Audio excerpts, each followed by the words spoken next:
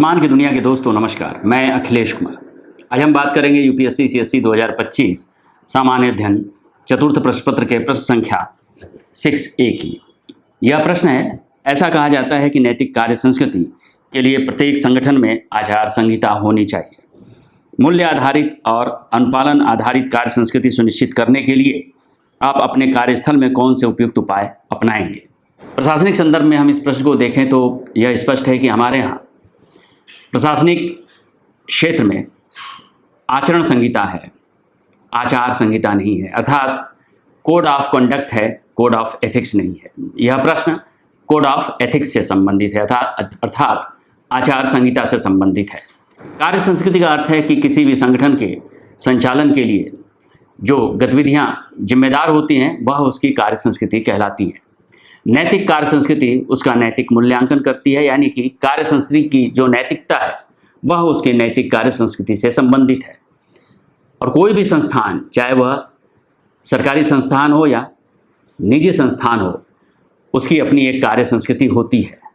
और उस कार्य संस्कृति के साथ यह आवश्यक माना जाता है कि उसका एक कोड ऑफ एथिक्स यानी कि आचार संहिता भी होनी चाहिए।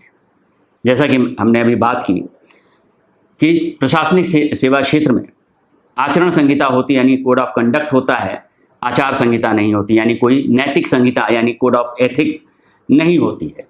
क्योंकि हमारे यहाँ जो आचरण संहिता है वह आचरण संहिता ही अपने आप में आचार संहिता को लिए हुए होती है, उसका कहीं से अलग से स्थापना नहीं की गई है। अर्थात हमें यह बताना है कि नेतृत्व से लेके उस संगठन के सबसे अंतिम पद पर बैठे हुए व्यक्ति तक वह किस तरह की कार्य संस्कृति या किस तरह के वातावरण में काम करेंगे, और उनकी जो आचार संहिता होगी यानी उस संगठन की जो आचार संहिता होगी वह आचार संहिता क्या होनी चाहिए, कैसे हो सकती है।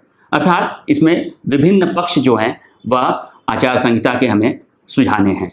इस प्रश्न को इस तरह से किया जा सकता है, किसी भी संगठन की कार्य संस्कृति उसके संगठनात्मक संचालन से संबंधित है। इसकी आधारशिला वह आचार संहिता होती है जो संगठन के संगठनात्मक मूल्यों, अपेक्षित व्यवहारों और नैतिक मानकों को निर्धारित करती है। अर्थात यहाँ यह स्पष्ट करने की कोशिश करनी है कि जो किसी संगठन की जो कार्य संस्कृति होती है वह दरअसल उसकी संगठनात्मक संचालन की से संबंधित होती है। यानी कि जो कोई भी संगठन जो होता है वह अपने लक्ष्यों को लिए, अपने उत्पादों को लेकर, अपने उद्देश्यों को लेकर अपने यहाँ कार्य गतिविधियाँ बनाता है, यानी संचालन की श्रृंखला बनाता है। संचालन की गतिविधि कैसे संचालित होगी इसको स्पष्ट करता है।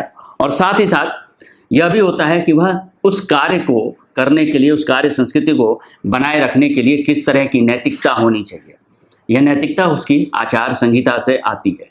इसी संदर्भ में हम कार्य संस्कृति और आचार संहिता को परिभाषित कर सकते हैं। अब सुझावों के संदर्भ में इसके लिए कार्यस्थल पर निम्नलिखित उपाय अपनाए जा सकते हैं, जैसे संसाधन उपलब्धता, भौतिक, वित्तीय और मानवीय संसाधनों की पर्याप्त व्यवस्था। कोई भी संगठन जिस लक्ष्य के लिए, जिस उद्देश्य के लिए निर्मित किया जाता है, बनाया जाता है, वह संसाधन आधारित होता है, यानी उसके लिए जो संसाधन जरूरी होता है उसकी उपलब्धता होनी चाहिए। अगर संसाधन उपलब्ध नहीं है तो निश्चित रूप से वह संगठन अनैतिक कार्यों में लिप्त हो सकता है। इसके लिए उसे भौतिक संसाधन अगर जरूरत है, उसके वित्तीय संसाधन और मानवीय संसाधन। मानवीय संसाधन का मतलब ये है कि उस संगठन के कार्यों से संबंधित कुशल लोगों के, कुशल कर्मचारियों की उपलब्धता सुनिश्चित होनी चाहिए। क्योंकि अगर कुशल कर्मचारी नहीं होंगे तो वह कभी भी उस संगठन के उद्देश्यों को पूरा करने में सक्षम नहीं होंगे। इसके साथ साथ कौशल विकास,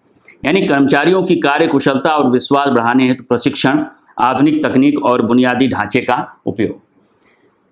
अर्थात उस संगठन को अपने समय की ज़रूरतों के मुताबिक अपडेट होना होगा, और यह अपडेट होना दरअसल उसके श्रमिकों की कार्यकुशलता को नियमित रूप से बनाए रखना, जो कि कार्यकुशलता प्रशिक्षण के जरिए, आधुनिक तकनीक के जरिए और इसके अलावा उनके अंदर विश्वास पैदा करके बढ़ाई जा सकती है। इसलिए कौशल विकास भी बेहद जरूरी है, और यह भी किसी भी संगठन के मूल्य आधारित और अनुपालन आधारित कार्य संस्कृति का आवश्यक अंग होगा।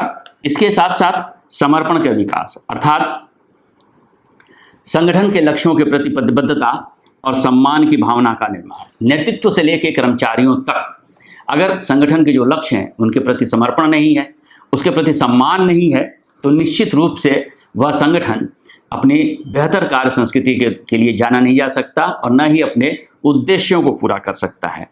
प्रोत्साहन और दंड प्रणाली, नियमित मूल्यांकन तथा उत्कृष्ट कार्य को पुरस्कृत करना और त्रुटियों पर सुधारात्मक कदम। अर्थात नेतृत्व की यह जिम्मेदारी बनती है कि वह अपने साथ साथ अपने कर्मचारियों को यानी संगठन के जो सभी हितधारक हैं, शेयर धारक हैं, उन सब के कार्यों का नियमित मूल्यांकन करे और अगर वो उस मूल्यांकन में कर्मचारियों के द्वारा कहीं गलत इरादे से या अनैतिक गतिविधियों का इस्तेमाल किया जा रहा है तो उसको दंडित भी करे और ऐसे कर्मचारियों को जो कि संगठन के लक्ष्यों के प्रति समर्पित हैं और अपना सर्वोत्तम देने का प्रयास करते हैं, उन्हें प्रोत्साहित करने का भी प्रावधान होना चाहिए। इस तरह के सुधारात्मक कदम उठाए जाने चाहिए। अगला है नवाचार को प्रोत्साहन, अर्थात नए विचारों और पहलों को बढ़ावा देना। यानी कि लगातार कंपनी के लिए या किसी भी संगठन के लिए जरूरी है कि वह नए विचारों को स्वीकार करे, यानी कि चाहे वो उसके नेतृत्व के द्वारा हो या कर्मचारियों के द्वारा हो या फिर उन्हें संगठन को आगे उसको और विकसित करने की अवस्था में के लिए जरूरी हो, तो उस तरह के नवाचार यानी नई नई प्रौद्योगिकियों, नई नई तकनीकों का इस्तेमाल हमेशा करते रहना चाहिए और ऐसे ही पहलों को लगातार बढ़ावा देते रहना चाहिए जो कि संगठन के लक्ष्यों को किसी भी तरह से बेहतर स्थिति में ले जा सकती हैं।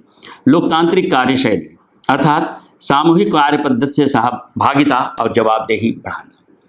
कोई भी संगठन, उस संगठन के सभी सदस्य भले ही अपने हायरार्की में ऊंचे और नीचे पदों पर नियुक्त होते हैं, लेकिन वो सारे के सारे लोग एक दूसरे की सहायता के जरिए ही, एक दूसरे की सहायता से ही, सहयोग से ही उस संगठन के लक्ष्यों को प्राप्त करते हैं। इसलिए वह सामूहिक कार्य पद्धति जो है वह कार्य पद्धति लोकतांत्रिक होनी चाहिए, सहयोग, सहभागिता और जवाबदेही पर आधारित होनी चाहिए। इसके साथ साथ ग्राहकोन्मुखी दृष्टिकोण, अर्थात संगठन के लक्ष्य तभी पूरे हो सकते हैं और तभी वह नैतिक उद्देश्यों की प्राप्ति कर सकते हैं जब उसके वह उत्पाद किसी भी संदर्भ में हो सकते हैं, चाहे वो भौतिक उत्पाद हो या वैचारिक उत्पाद हो या सेवा शर्तों के अनुसार उत्पाद हो। वो तभी हो सकते हैं जब उन उत्पादों का उपभोग करने वाला ग्राहक संतुष्ट हो, यानी उसे एक ऐसी गुणवत्ता वाली सेवा प्राप्त हो जो उसे संतुष्टि प्रदान करती हो।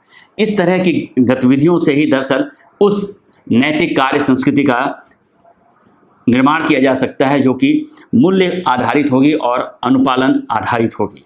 इसका निष्कर्ष हो सकता है कि मूल्य आधारित और अनुपालन आधारित कार्य संस्कृति तभी संभव है जब किसी संगठन का नेतृत्व स्वयं भी अपने व्यवहार में नैतिकता के सर्वोत्तम मानकों का वाहक बने। अर्थात यह सिर्फ कर्मचारियों तक सीमित होने वाला मामला नहीं है। दरअसल नैतिकता के जो सर्वोत्तम मानक हैं, अगर वह उसके नेतृत्व में नहीं है तो निश्चित रूप से वह कर्मचारियों के अंदर भी नहीं आ सकते।